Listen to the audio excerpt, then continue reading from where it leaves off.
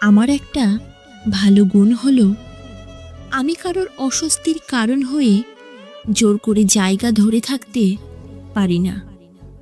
যেখানে আমার উপস্থিতি পছন্দের না, সে জায়গায় আমি নিজের স্বার্থেও দাঁড়িয়ে থাকি না।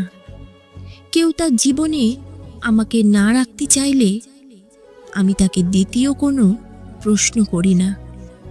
যেও না বলতে বলতে কারো পায়ে পড়ি না। দুটো মেসেজের উত্তর না এলে 3 নম্বর মেসেজটা টাইপ করি না। ফোনের দিকে তাকিয়ে বসে থাকি সারাটা বেলা, তবু খুব চেনা নাম্বারটা আর ডায়াল করি না।